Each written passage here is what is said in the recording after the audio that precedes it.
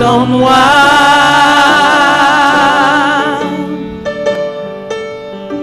Se paie jour après jour, se paie jour après jour. C'est ta parole donnée pour moi et moi.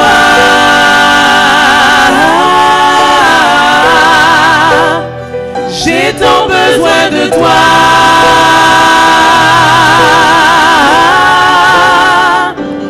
Et moi,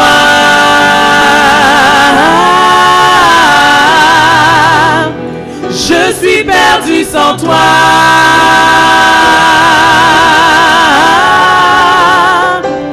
Et moi,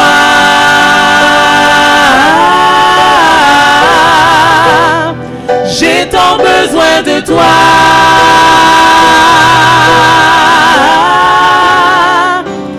Et moi,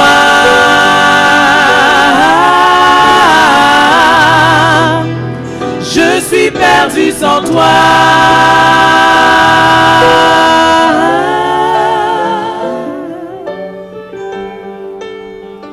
Cet air que je respire, cet air que je respire, cet air que je respire.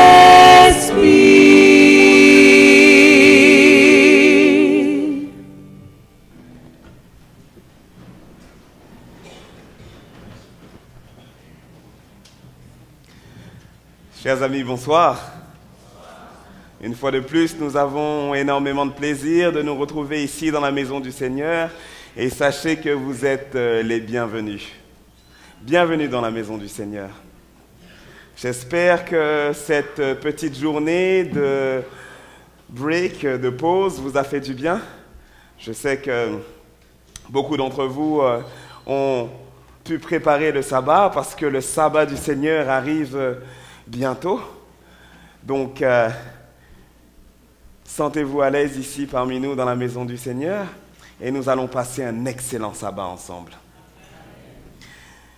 J'espère que vous vous êtes inscrits à la table parce que sachez que soir après soir, et même s'il nous reste encore juste une soirée, enfin 2 soirées avec celle que nous avons ce soir, nous prions pour vous avec les cartes de présence que nous recevons et bien sûr nous aimons aussi vous remettre des cadeaux. Donc ces cartes nous permettent toujours de vous remettre des cadeaux.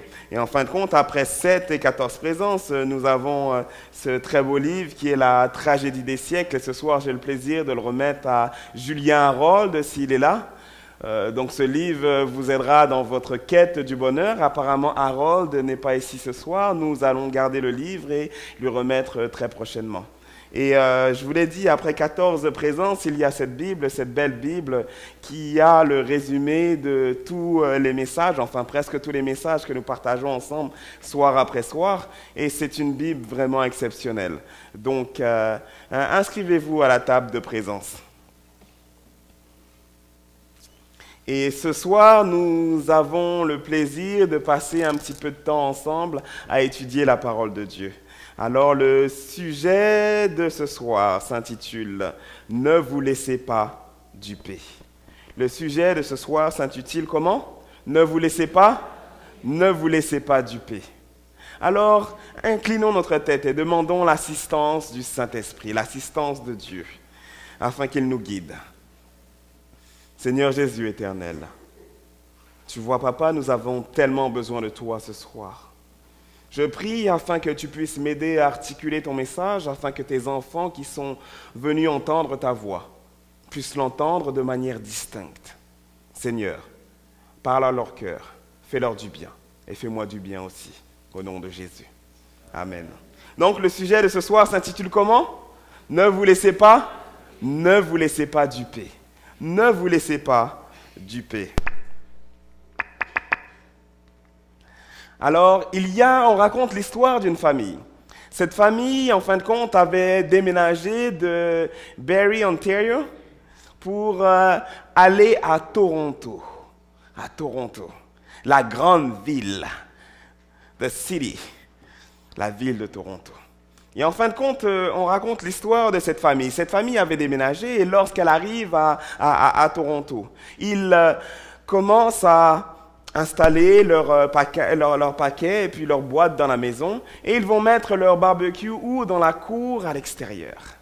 Et en fin de compte, cette famille a fini de déménager, ils étaient vraiment très très très fatigués et en fin de compte, le soir suivant, ils sont partis faire leurs courses parce que vous savez, lorsque vous arrivez et que vous déménagez, généralement votre frigidaire est vide.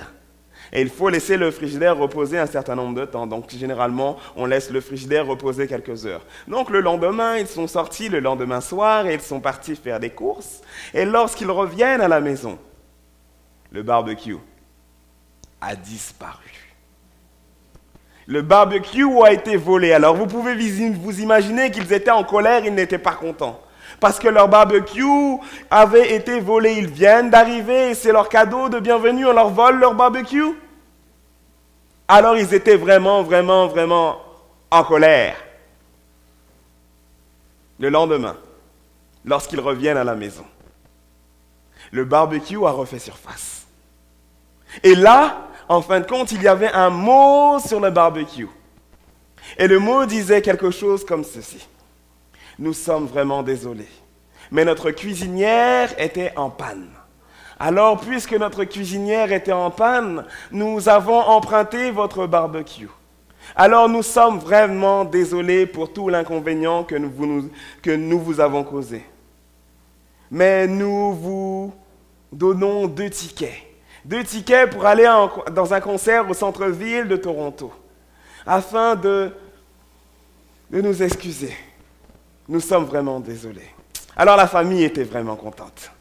2 billets de concert pour aller en ville à Toronto. Un beau concert. En fin de compte, ils sont partis le lendemain soir. Ils ont été au concert et c'était un concert vraiment formidable. De la belle musique. Je ne sais pas si vous aimez la musique. Est-ce que vous aimez la musique ? Oui, sachez que demain soir, nous aussi, nous allons avoir un concert ici. Demain soir, à partir de 7h, il y aura des nouveaux baptisés, donc des candidats qui vont, en fin de compte, faire alliance avec Jésus dans les eaux du baptême et nous allons avoir un concert aussi. Donc ça, ce sera demain soir. Demain soir. Alors, de la belle musique. Vous savez, la musique, ça ouvre l'esprit, ça ouvre l'âme. Et en fin de compte, quand on écoute la musique, certains d'entre nous, on se trouve transportés. Ça nous rappelle des souvenirs. Donc, ils ont été dans ce concert. Et la famille était vraiment contente. Ah oui, quel beau voisin. Quel gentil voisin. Oh, les voisins sont formidables et agréables. Et ils arrivent à la maison. Et la maison est vide. La maison est vide. En fin de compte, les voisins, ce n'étaient pas vraiment des voisins, c'était des voleurs. Et ils en ont profité pour leur donner ces billets, comme ça ils savaient qu'ils seraient occupés pendant un certain nombre d'heures. Et ils sont arrivés et ils ont cambriolé, ils ont volé tout ce qu'il y avait dans la maison. Oui, duper. Est-ce que ça vous est déjà arrivé de vous faire duper ? Peut-être que vous avez acheté quelque chose, vous avez acheté une voiture. Et vous savez, quand on achète des voitures et qu'on n'est pas mécanicien et qu'on ne sait pas vraiment ce qui se passe dans la voiture, des fois c'est des voitures accidentées.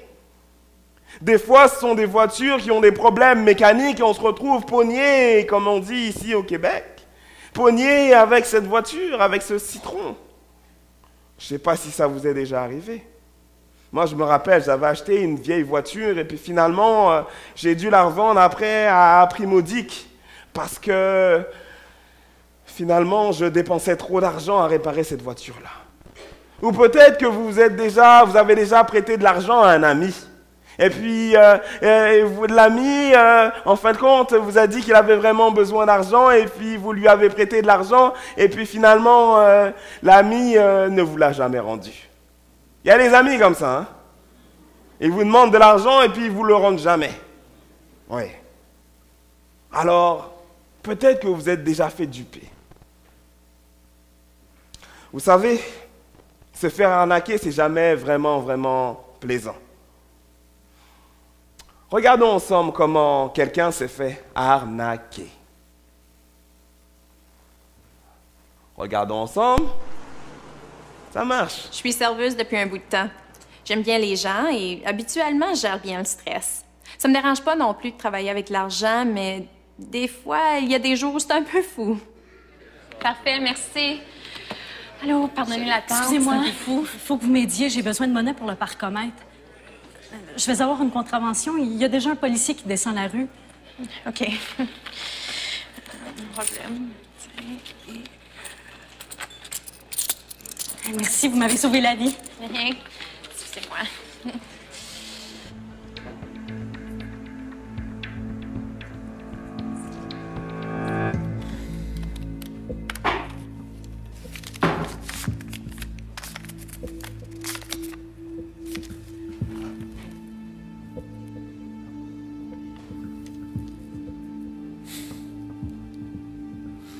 Hey, Suzanne, regarde ces billets-là.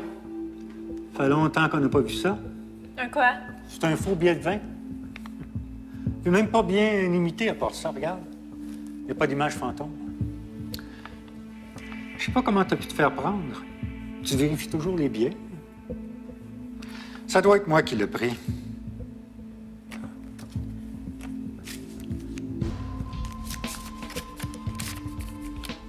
J'en reviens pas. Quand Jean m'a dit qu'il a trouvé un faux billet, mon cœur s'est serré. Je savais d'où il venait. Comment je peux être si stupide? On t'est occupé, d'accord, mais quand même, je vérifie toujours les billets. Hey, j'ai ça me faire avoir. Vous savez, quand on se fait arnaquer, on se trouve stupide. Elle a même pas osé dire à son patron que c'était elle qui s'était fait arnaquer, qu'on lui avait remis un faux billet. Elle s'est trouvée sotte. Vous savez, quand on se fait arnaquer, c'est jamais plaisant de dire aux gens et puis d'aller voir les autres et de leur dire qu'on s'est fait arnaquer. Mais ça arrive souvent. Beaucoup de gens comme Suzanne se font arnaquer. Mais laissez-moi vous dire que la plus grande arnaque, la plus grande tromperie que la race humaine ait jamais connue, la plus grande n'est pas encore arrivée. Oui. Ce soir, nous allons ouvrir les pages de la Bible, les pages de la parole de Dieu. Et nous allons regarder ensemble comment la plus grande arnaque, la plus grande duperie va arriver. Vous vous souvenez, nous avons étudié ensemble la parole de Dieu. Il y avait un ange dans le ciel. Cet ange s'appelait Lucifer, porteur de lumière. En fin de compte, Lucifer voulait prendre la place du Dieu de l'univers. Et Lucifer ne voulait pas se soumettre à l'autorité de Dieu. Oui, il voulait être son propre Dieu. Et Lucifer, en fin de compte, c'était son désir. Et il est parti voir les anges. Et il a commencé à tromper les anges. Vous savez, les anges sont très intelligents. Ils étaient avec Dieu et ils ont connu Dieu. Mais malgré ça, ils se sont fait eux aussi duper et tromper par Lucifer. Lucifer est très intelligent. Bien souvent, nous pensons que ce n'est un être stupide. Mais il a trompé même les anges. Des anges qui ont une intelligence extrême. Oui, et il y eut guerre dans le ciel. Mais Satan et ses anges, un tiers des anges qui furent trompés, furent expulsés du ciel. Et plus tard, le maître de la tromperie est arrivé où? Sur la terre et dans le jardin d'Éden. Et en fin de compte, Lucifer, maintenant appelé Satan, vint tromper les premiers parents. Oui. Il leur dit que s'ils voulaient trouver le bonheur, en fin de compte, qu'ils devaient être eux-mêmes leur propre Dieu. Oui, Lucifer, le maître trompeur. Et vous savez, les premiers parents, Adam et Ève, ont écouté cette contrefaçon. Lucifer sait comment déguiser les choses. Il nous connaît très bien, il connaît nos points faibles. Mais Satan est trompeur. Vous savez, Satan a toujours des contrefaçons. Oui, il dupe les gens. Il a des contrefaçons pour le bonheur. Vous savez, Satan nous dit qu'en fin de compte, Dieu nous donne une femme et il nous dit que c'est un homme et une femme quand on est ensemble et qu'on se marie et puis c'est à ce moment-là qu'on est heureux, qu'on fonde une famille. Mais en fin de compte, Satan nous dit non, tu n'as pas besoin de te marier avec elle. Juste le plaçage, c'est bon. Tu n'as pas besoin de te marier avec elle. À vrai dire, tu peux même pas choisir elle, tu peux choisir il. Oui, il donne toujours des contrefaçons pour le bonheur.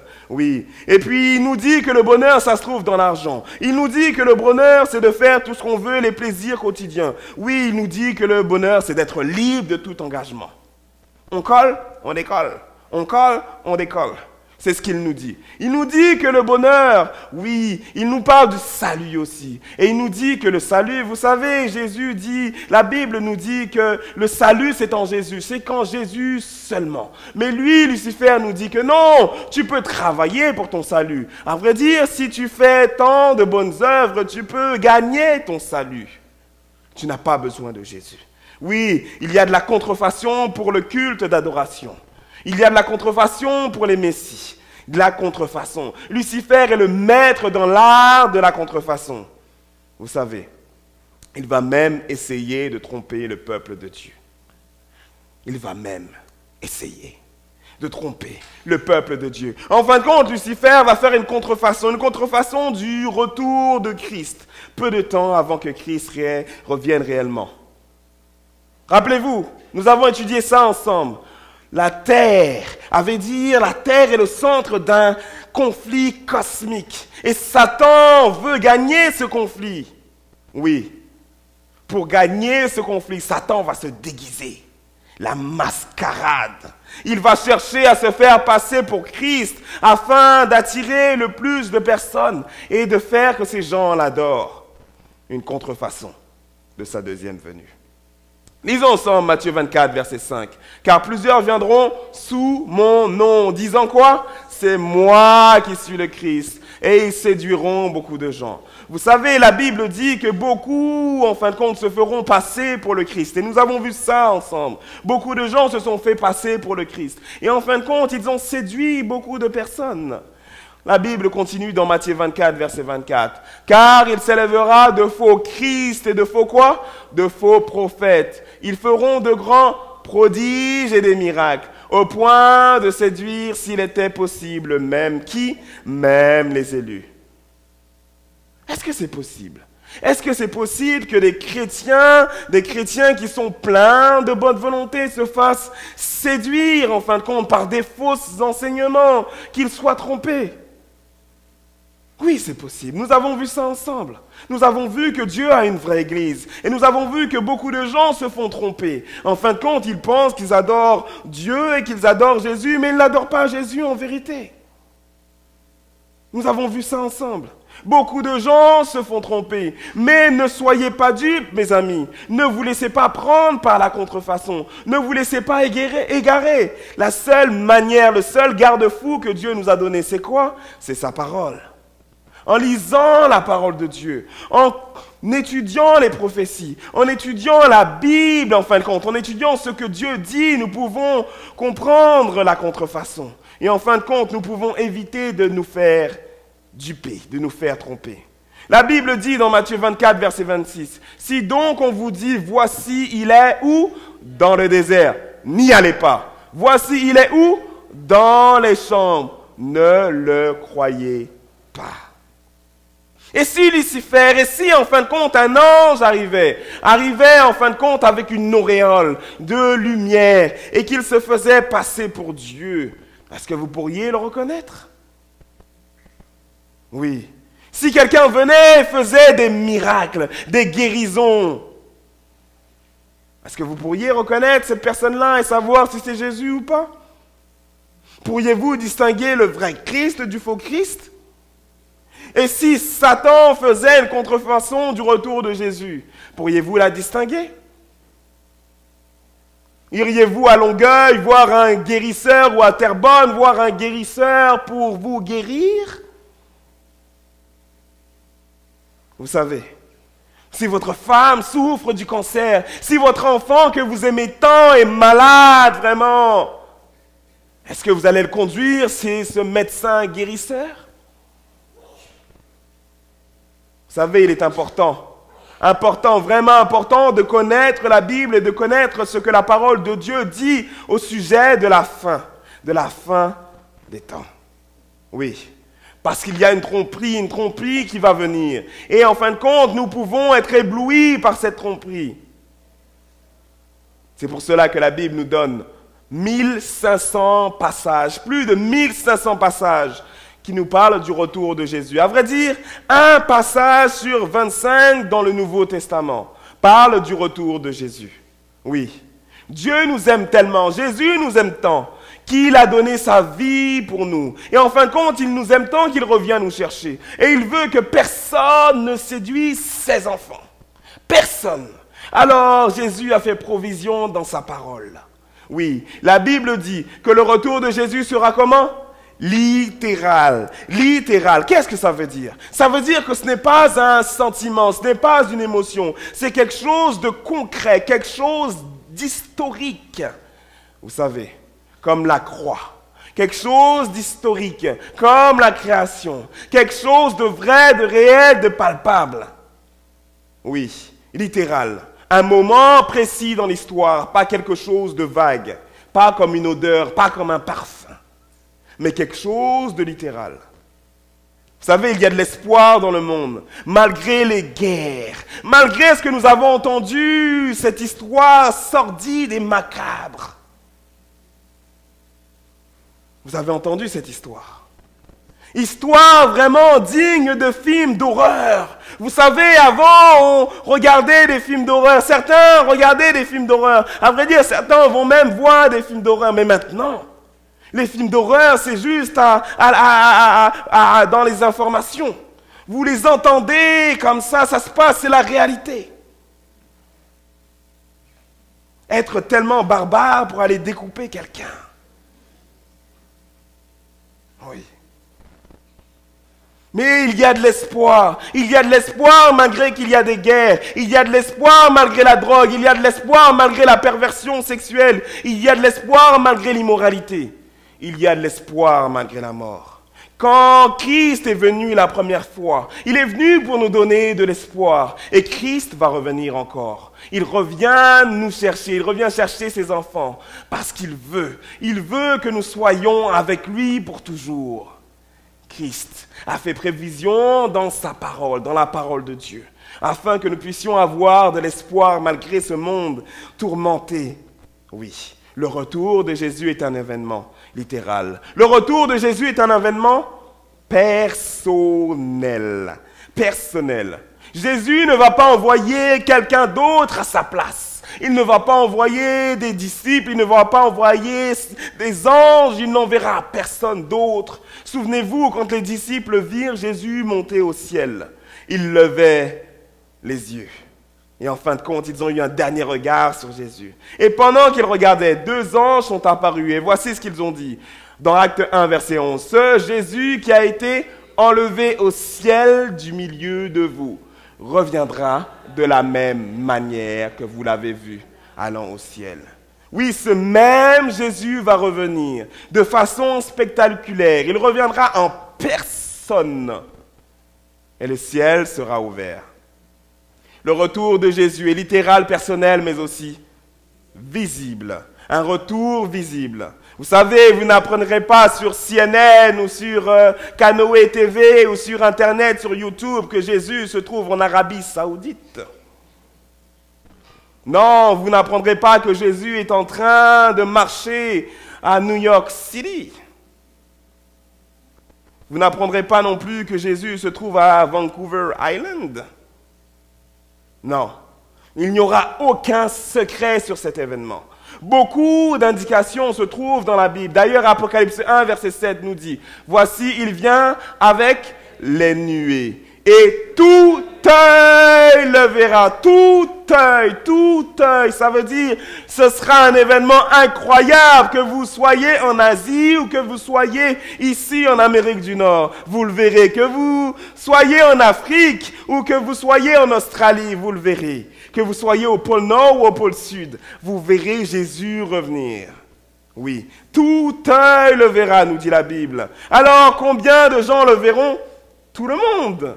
Tout œil, c'est tout le monde. Les yeux, en fin de compte, des yeux. Si vous avez des yeux, vous verrez Jésus. Les yeux des personnes âgées verront Jésus. Les yeux des personnes jeunes verront Jésus. Les yeux des cheveux gris verront Jésus. Les yeux des cheveux noirs verront Jésus. Les yeux des personnes qui sont asiatiques verront Jésus. Les yeux de personnes africaines, américaines verront Jésus. Les yeux de toute personne caucasienne verront Jésus. Les yeux des enfants verront Jésus, oui. Tout œil le verra. Et on continue dans la Bible avec Matthieu 24, verset 30. Alors le signe du Fils de l'homme paraîtra dans le ciel. Toutes les tribus de la terre se lamenteront, et elles verront le Fils de l'homme venant sur les nuées du ciel avec puissance et une grande gloire. Oui, ce n'est pas quelque chose de mystérieux. Vous n'apprendrez pas ça sur Radio-Canada. Jésus reviendra et tout œil le verra. Ce n'est pas un événement caché, un retour en secret. Oui, lors de sa première venue, peu le virent, à vrai dire, les rois mages, quelques bergers. Mais la deuxième fois, les trompettes sonneront, annonceront sa venue. Et cet événement sera non seulement littéral, personnel, visible, mais aussi audible. Vous l'entendrez, vous entendrez Jésus. Toute oreille l'entendra, tout œil le verra. Parlons du retour de Jésus, la Bible nous dit, dans 1 Thessaloniciens 4, verset 16, lisons ensemble, car le Seigneur lui-même a un signal donné à la voix d'un quoi? D'un archange, et au son de la trompette de Dieu, et les morts en Christ ressusciteront premièrement. Ce n'est pas quelque chose que vous n'entendrez pas. Au son de la trompette, à la voix d'un archange, vraiment très très fort. Vous savez, certains d'entre vous trouvent que je parle fort, mais ce n'est rien comparé à la voix d'un archange. Ce n'est rien comparé à la trompette. Vous savez, on utilisait la trompette, les Juifs utilisaient la trompette. Et en fin de compte, pourquoi ils utilisaient la trompette? Pour la guerre, pour sonner un signal afin que tout le monde puisse entendre que c'est l'heure du combat. La trompette, c'est quelque chose de fort. Mais là, la trompette annoncera quoi? Le retour de Jésus. Et tout œil, toute oreille le verra. Oui. Alors, le diable nous fait croire que Jésus arrivera dans un coin du monde, que Jésus, en fin de compte, arrivera et les gens ne sauront pas qu'il est là. Mais non, la parole de Dieu dit qu'il apparaîtra dans le ciel d'une beauté éblouissante. Tout œil le verra en même temps, tout autour du monde. Et vous l'entendrez descendre du ciel au son de la trompette. Oui, et seul Jésus, pas Satan. Seul Jésus peut ressusciter les morts. Seul Jésus peut revenir de la manière dont il est venu. Seul Jésus peut ressusciter Pierre. Seul Jésus peut ressusciter Anne. Seul Jésus peut ressusciter Marie. Seul Jésus peut ressusciter nos bien-aimés qui sont morts en Jésus. Seul Jésus peut ressusciter les morts. Le Christ, le dispensateur de la vie, il donne la vie, donc il peut ressusciter les gens. Il est le Créateur. Vous savez, il y a cette petite fille de 11 ans qui est morte dans un accident de voiture. En fin de compte, elle a perdu la vie de manière tragique. Elle avait donné sa vie à Jésus. Mais elle est morte dans un accident de voiture entre deux camions. Mais quand Jésus reviendra, les morts en Christ seront ressuscités premièrement, nous dit la Bible. Et cette petite fille, malgré que son corps était tout écrasé, elle aura un corps joli, beau comme le ciel. Oui. La Bible nous dit que Jésus a le pouvoir de donner la vie et que lorsqu'il reviendra, les morts en Christ ressusciteront. Oui, quelle bonne nouvelle, à la voix d'un archange. Lisons ensemble 1 Thessaloniciens 4, verset 17. Ensuite, nous, les vivants, qui seront restés. Nous serons tous ensemble enlevés avec eux sur des nuées, à la rencontre du Seigneur dans les airs. Et ainsi, nous serons tous avec le Seigneur. Vous savez, il y a certaines théories et certains parlent de personnes qui sont laissées en arrière. On parle de l'enlèvement secret. Mais qu'en est-il de cette théorie? La Bible nous dit bien dans 1 Thessaloniciens 4, verset 16, « Car le Seigneur lui-même a un signal donné à la voix d'un archange et au son de la trompette de Dieu. Et les morts en Christ ressusciteront premièrement. » Oui, la Bible nous le dit. La Bible nous dit que nous serons enlevés avec eux. Les morts en Christ seront ressuscités, les vivants vont rester et ensemble nous serons enlevés. Enlevés avec eux. Oui. Il n'y a rien de secret là-dedans. Rien de secret. La trompette n'a rien de secret. La nuée dans le ciel n'a rien de secret. Tout œil le verra, ça n'a rien de secret. Vous savez, si je voudrais venir voler chez vous, c'est pas ce que je veux faire, hein. Mais si je décidais de venir cambrioler votre maison, je le ferais, je vous donnerais peut-être un ticket pour aller, je sais pas moi, manger en ville dans un beau restaurant, ou je vous donnerais un billet pour aller dans un concert, afin que vous ne soyez pas là. Je le ferai pas quand vous êtes là, je voudrais pas que vous me voyiez. Mais là, on nous dit, tout œil le verra, ça n'a rien de secret. On nous dit, toutes les tribus de la terre le verront venir, ça n'a rien de secret en fin de compte. Toute oreille l'entendra, ça n'a rien de secret. Il y aura un grand tremblement de terre. Oh, ça n'a rien de secret non plus. Au son de la trompette, et les morts ressusciteront. Tout ça, ça n'a rien de secret. La Bible nous dit que le retour de Jésus ne sera pas secret. Lisons ensemble 1 Corinthiens 15, versets 52 et 53. En un instant, en un clin d'œil, à la dernière trompette, la trompette sonnera et les morts en Christ ressusciteront incorruptibles et nous serons changés. Oui, la Bible le dit. La Bible dit, car il faut que ce corps revête quoi?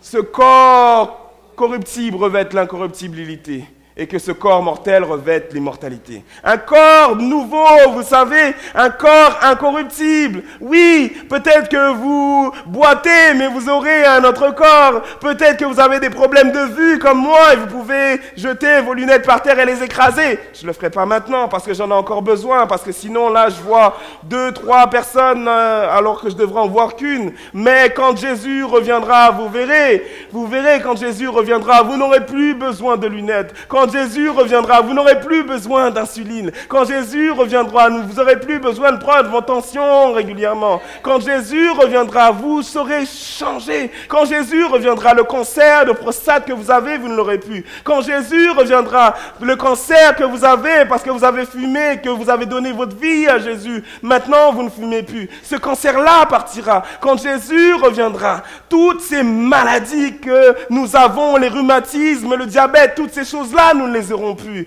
Quand Jésus reviendra, nous aurons un corps incorruptible, un corps immortel. Quand Jésus reviendra, nous ne vieillirons plus. Quand Jésus reviendra, plus de cheveux blancs. Quand Jésus reviendra, on aura un corps différent, un corps fort. Quand Jésus reviendra, mes amis, quel beau jour, quel beau jour. Un jour où même les vieillards pourront sauter. Un jour où vous ne sentirez plus votre faiblesse. Un jour, vraiment, où vous aurez un corps vraiment changé, transformé. Oui, un jour, vous ne verrez plus vos parents mourir parce que nous aurons un corps immortel. Oui. Vos enfants partir de manière tragique. Un jour, vous aurez un corps immortel, transformé, sans maladie, un corps différent. Oui, fini l'arthrite, fini les maladies de cœur, fini la vieillesse, fini toutes ces choses. Un jour, quand Jésus reviendra, le Christ nous donnera des corps immortels, magnifiques, quand Jésus reviendra. Oui, ce jour-là, nous l'attendons avec impatience. Jour incroyable. Qu'en est-il de deux hommes, un dans un champ? L'un sera laissé et l'autre sera pris. Qu'en est-il? Eh bien, c'est vrai. Deux hommes dans un champ travailleront ensemble et l'un sera enlevé au ciel. Il partira. C'est vrai. L'autre sera laissé sur la terre. C'est vrai. Mais la Bible n'enseigne pas que ceux qui sont laissés resteront vivants. C'est pas ce que la Bible enseigne. Lisons ensemble Apocalypse 6, verset 17. Car le grand jour de sa colère est venu, et qui peut subsister? Apocalypse 6, verset 15 à 16. Ils se cachèrent dans les cavernes et dans les rochers des montagnes, et ils disaient aux montagnes et aux rochers, tombez sur nous et cachez-nous devant la face de celui qui est assis sur le trône et devant la colère de l'agneau. Vous savez, Jésus veut sauver tout le monde. Il veut sauver tout homme, il veut sauver toute femme. Vous savez, Jésus est dans la business du salut. Jésus, son travail, si vous regardiez le résumé de Jésus, le CV de Jésus, ce serait marqué son travail, sa description de tâche, sauveur. Son travail, ce qu'il fait, c'est de sauver les gens. Si vous êtes ici aujourd'hui, c'est parce que Jésus veut vous sauver. Si vous êtes ici aujourd'hui et que vous n'avez pas encore donné votre vie à Jésus, c'est parce que Jésus avait mis dans son agenda.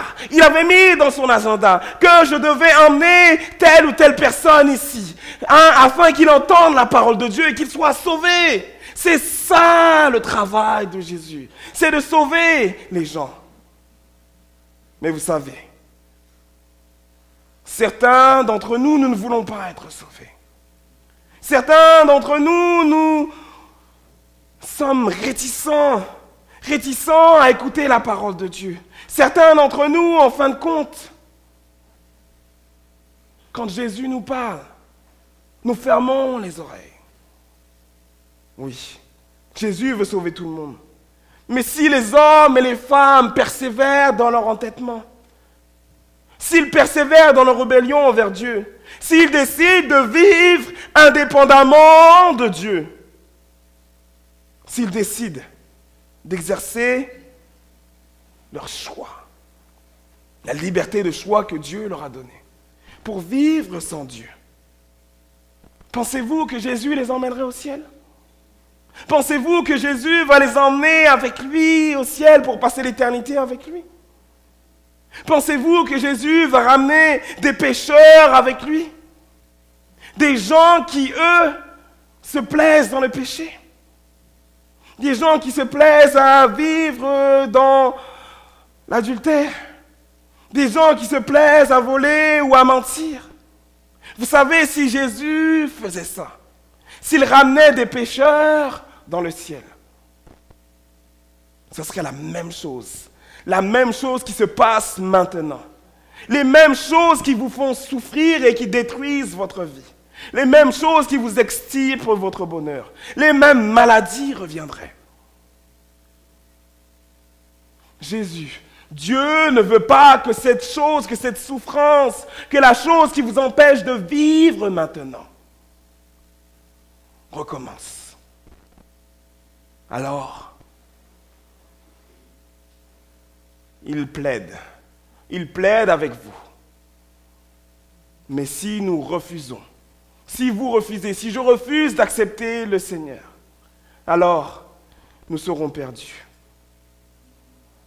Lorsque Dieu le juste, animé d'un amour, descendra dans la nuée des cieux, il descendra avec sa beauté, avec sa gloire. La Bible dit dans 2 Thessaloniciens 1, versets 7 à 8, « Et de vous donner à vous qui êtes affligés, du repos avec nous, lorsque le Seigneur Jésus apparaîtra du ciel avec les anges de sa puissance.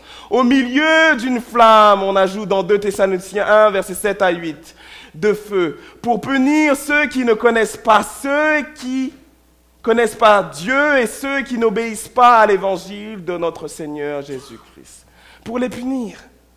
Oui. Lorsque Christ reviendra, il y aura 2 catégories. Pas 3, pas 4, mais 2 catégories. Ceux qui sont avec Jésus et ceux qui sont avec Satan. Les rachetés et les perdus. Il n'y a que 2 catégories.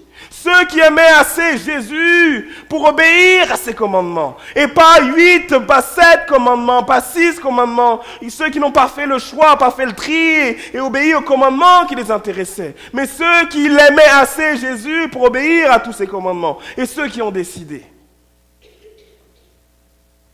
de ne pas obéir. Quand Jésus reviendra, il y aura 2 camps. Ceux qui ont accepté le pardon de Jésus et ceux qui n'ont pas accepté. Ceux qui ont rejeté son amour et ceux qui ont accepté son amour. Oui. La Bible nous dit, dans 2 Thessaloniciens 2, verset 8, que le Seigneur Jésus détruira par l'éclat de son avènement. Vous savez, la même chose qui s'est passée lors de Sodome et Gomorrhe, cette même chose arrivera. La Bible dit qu'à la seconde venue, en fin de compte, à la seconde venue de Jésus, un groupe sera sauvé et un groupe sera détruit. Lorsque Christ revient, l'affaire du péché va être réglée définitivement. Il n'y a plus de seconde chance. Quand Christ reviendra, il y aura un groupe qui sera là. Ouh, Jésus revient, amen, alléluia, gloire à Dieu. Il y a ceux qui ne crieront pas. Ceux qui iront se cacher, qui diront, montagne tombez sur moi. Ésaïe 25, verset 9 dit, lisons ensemble, c'est notre Dieu en qui nous avons confiance, et c'est lui qui nous sauve. C'est l'Éternel en qui nous avons confiance. Soyons dans l'allégresse et réjouissons-nous de son salut. Le groupe qui n'a pas accepté les faux Christ, le groupe qui a donné sa vie à Jésus, le groupe qui aimait assez Jésus pour passer par les eaux du baptême. Marc 16, verset 16 dit, celui qui croira et sera baptisé, sera sauvé. La Bible le dit, la Bible est claire. Jésus n'est pas un menteur, Dieu n'est pas un menteur. Ceux qui l'aimaient assez pour dire publiquement,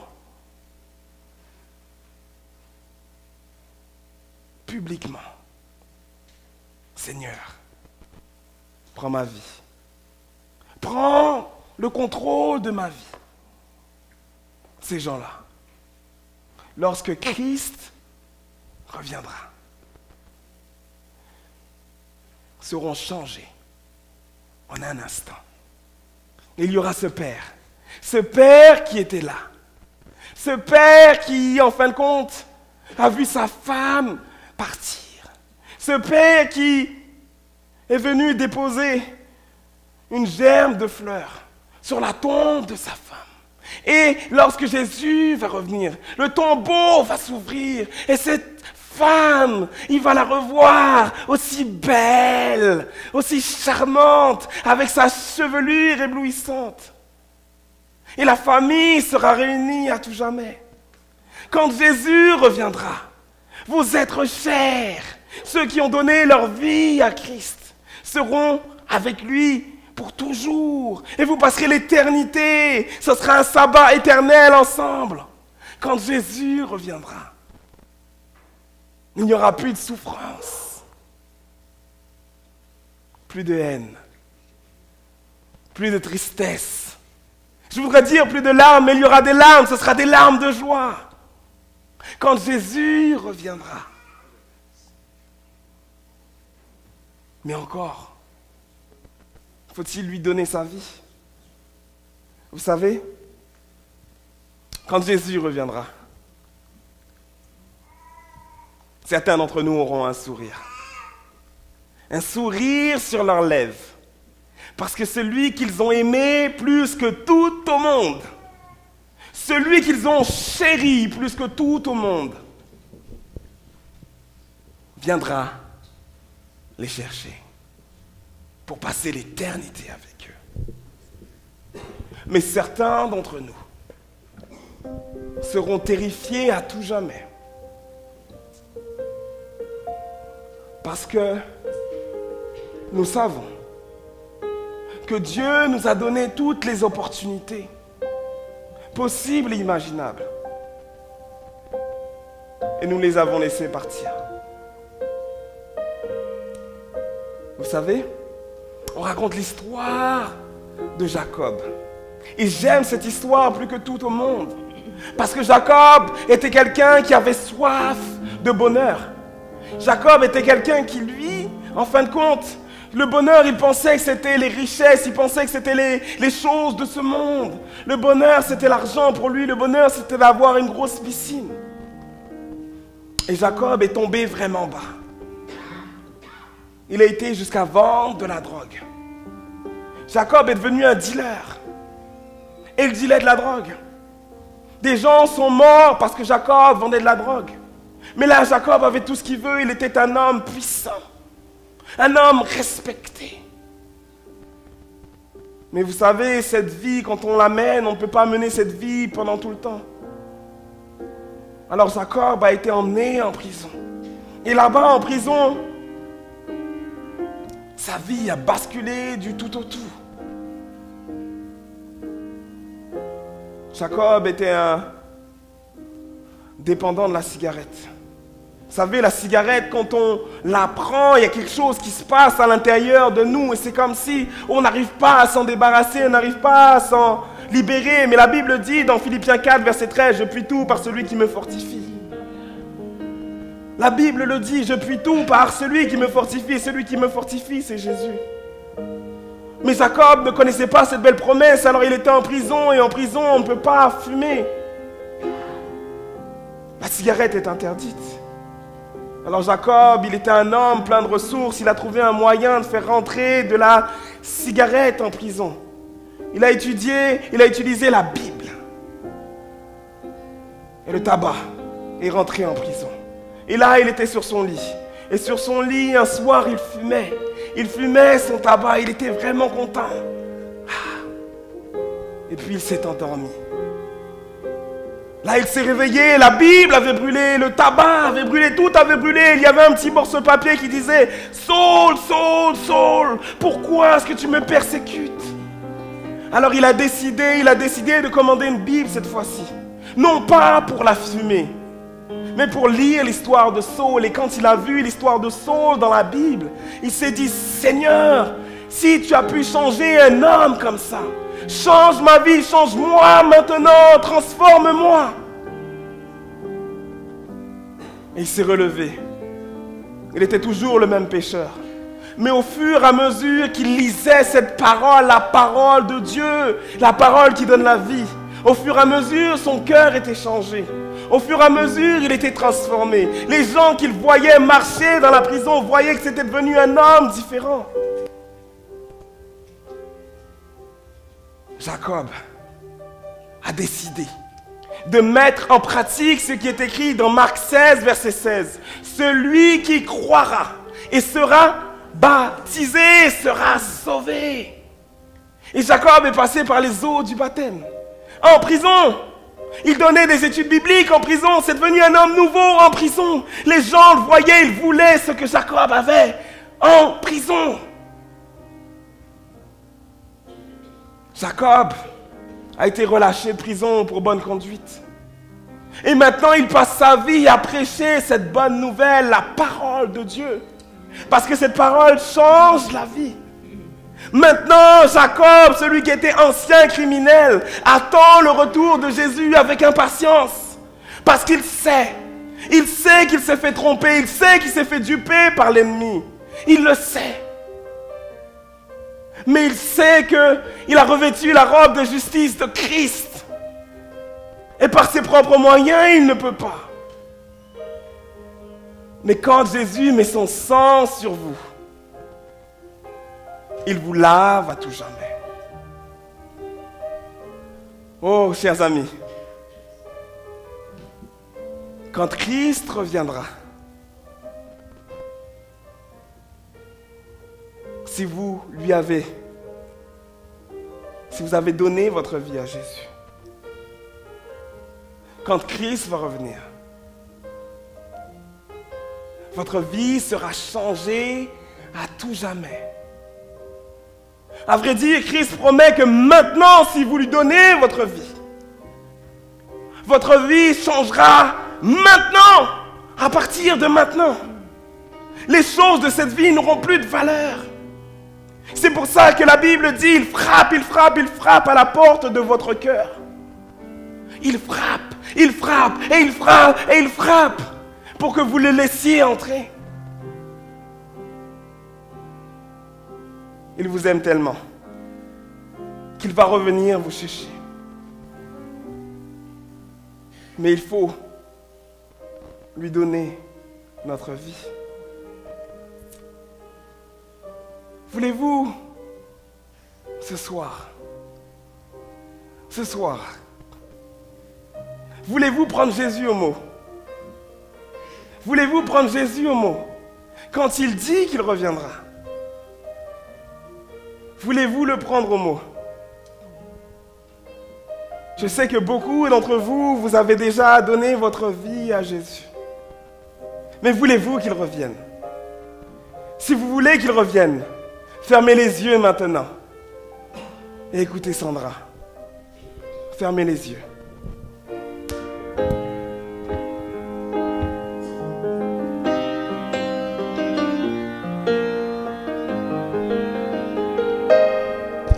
Quand les hommes diront paix et sûreté,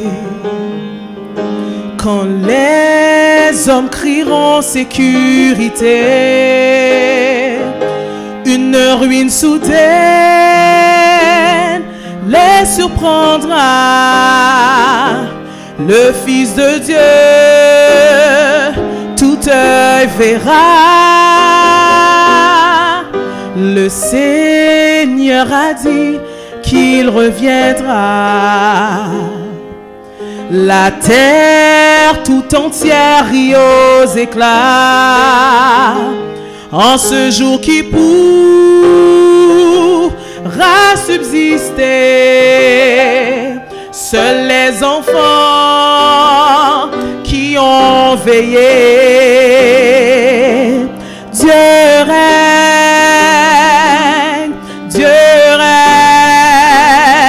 Le roi des rois rassemblera tous ses enfants. Son royaume subsistera, la mort disparaîtra, ce sera la joie, le vrai bonheur. Seul son royaume subsistera, la mort disparaîtra, ce sera la joie, le vrai bonheur. Dieu règne, Dieu règne, oui règne, mon Dieu règne, Dieu règne, Dieu règne, oui règne, mon Dieu règne, Dieu règne.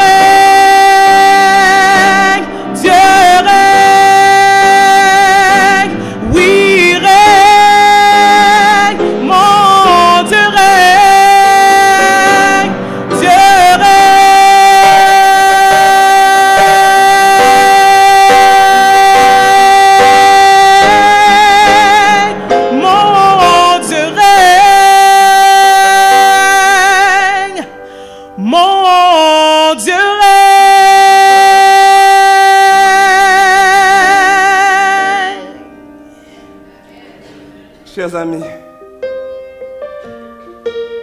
quand Jésus reviendra,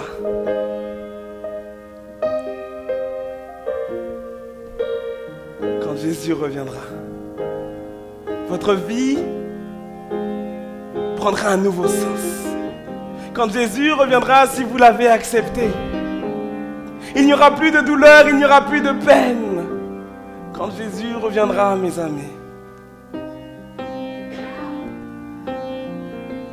vous serez ensemble avec lui pour l'éternité, transportés sur la nuée. Quand Jésus reviendra, mes amis, il viendra chercher les siens. Quand Jésus reviendra, il viendra mettre terme au péché. Quand Jésus reviendra, il viendra mettre fin à la douleur. Mais il y aura deux camps. Il y aura le camp de Jésus et il y aura le camp de Satan. Il y aura le camp des sauvés et il y aura le camp des perdus. Il y aura le camp de ceux qui l'ont aimé assez pour garder tous ses commandements. Et il y aura le camp de ceux qui ne l'ont pas aimé assez et qui ont désiré garder 7, 8, 9 commandements. Quand Jésus reviendra, il y aura le camp de ceux qui l'aimaient assez pour lui donner sa vie et pour passer par les eaux du baptême. Et il y a le camp de ceux qui l'aimaient peut-être, mais qui ont hésité, qui ont attendu,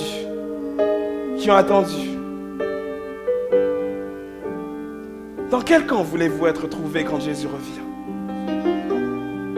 Si vous voulez être trouvé dans le camp de ceux qui sont sauvés et dans le camp de ceux qui iront avec lui pour l'éternité, levez-vous.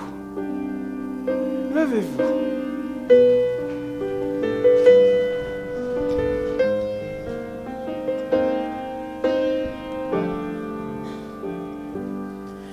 Quand les hommes diront paix sur terre,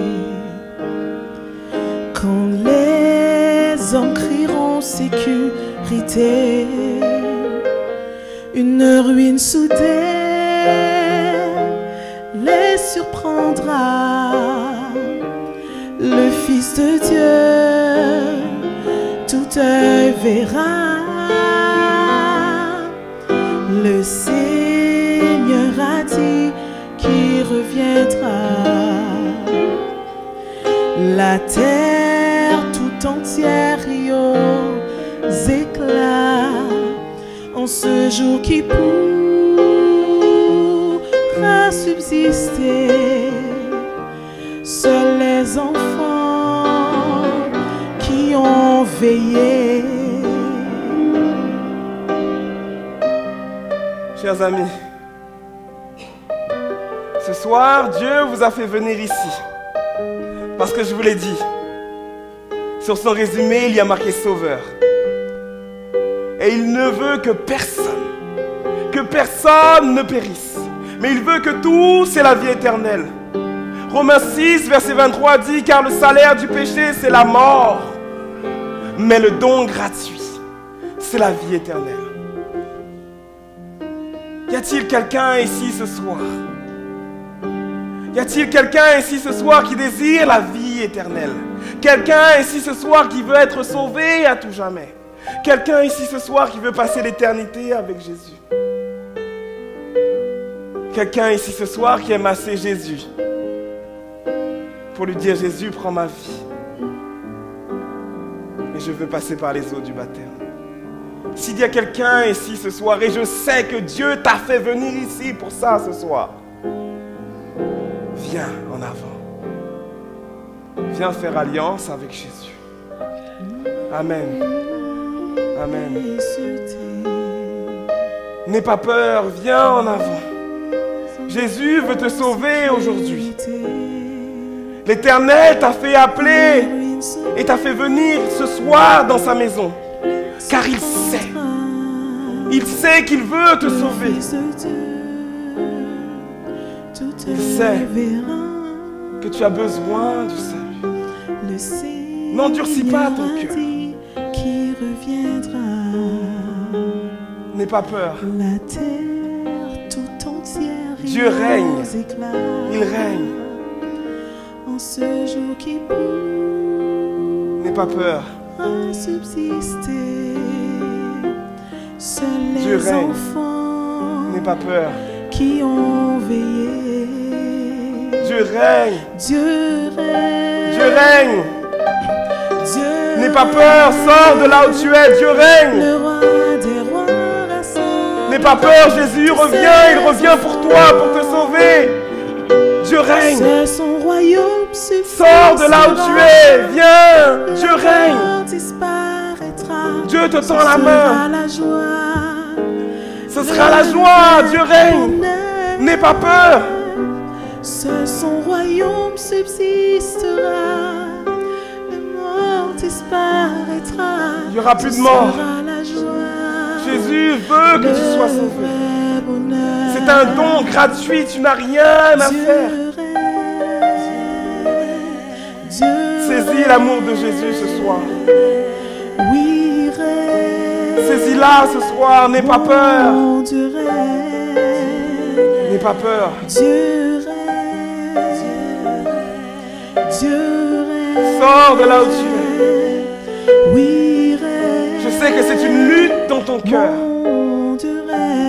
Mais Jésus t'a fait venir ici ce soir afin que tu sois sauvé. N'aie pas peur. Dieu règne, il est plus puissant. Oui, règne. N'aie pas peur. Dieu règne. Sors de là où tu es. Dieu règne.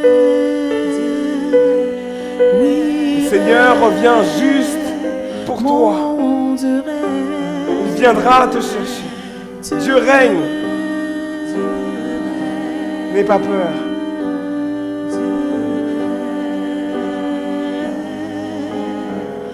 Mon Dieu règne.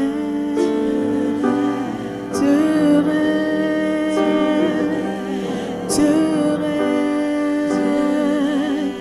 Oui, il règne. Mon Dieu règne.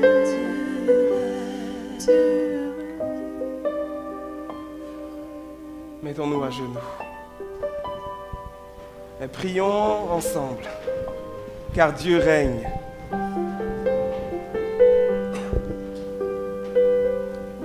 Seigneur Jésus éternel, ce soir nous sommes heureux, Seigneur, car tu règnes. Tu reviens nous chercher, Seigneur, et tu reviens chercher tes enfants. Seigneur, 2 de tes enfants sont avancés en avant parce qu'ils veulent dire publiquement qu'ils t'aiment, Éternel. Ils veulent que tu changes leur vie à tout jamais. Comme tu l'as fait pour Jacob, Seigneur. Comme tu l'as fait pour tant d'hommes qui étaient des meurtriers, Seigneur. Comme tu l'as fait pour des prostituées. Éternel, je t'en supplie. Change la vie de tes enfants à tout jamais. Éternel. Ce soir, ils ont saisi ce don gratuit que tu leur donnes. Et alléluia, il y a de la joie dans le ciel. Seigneur Jésus, je voudrais te prier pour tes enfants qui n'ont pas eu le courage de venir en avant. Je sais, Seigneur, que tu frappes à la porte de leur cœur. Je sais que tu continues à frapper même maintenant, Seigneur. Et je te prie de ne jamais cesser. Parce que je sais, Éternel, que tu reviendras. Et je ne veux pas, Seigneur, que tes enfants, que les créatures que tu as créées, soient perdues. Éternel, tu as donné ta vie pour eux. Alors, Seigneur, ramène-les à la maison. Ramène-les au bercail. Et qu'il y ait de la joie sur ton visage, de la joie sur le visage des frères et sœurs de l'Église, Seigneur. De la joie sur le visage de leurs maris, de leurs femmes, de leurs parents, Seigneur. Et que leur vie soit transformée à tout jamais. Seigneur Jésus, bénis-nous pendant cette journée de sabbat. Amen. Je vous souhaite une excellente soirée. Sachez que ce soir, demain matin, nous nous reverrons ici. Nous allons adorer ensemble et pendant cette matinée de sabbat. Donc demain matin, nous vous donnons rendez-vous à 9h30 et nous vous donnons aussi rendez-vous demain soir à 7h. Donc, passez une bonne soirée de sabbat. Que Dieu vous bénisse. À demain soir. C'était